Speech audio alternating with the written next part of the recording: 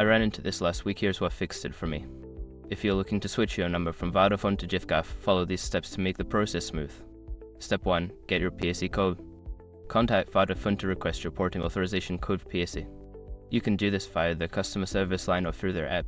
Step 2. Sign up for Giffgaff. Create an account on the Giffgaff website and choose a plan that suits your needs. You'll need to provide some personal information during this process. Step 3. Insert your Giffgaff SIM. Once you receive your Giffgaff SIM card in the mail, insert it into your phone. Make sure your phone is unlocked if you were using it with Vodafone. Step 4. Port your number. Log into your Giffgaff account and enter the PSE code you received from Vodafone. Follow the prompts to complete the porting process. Step 5. Wait for confirmation. It usually takes a few hours to a day for the number to port. You'll receive a confirmation email once the process is complete.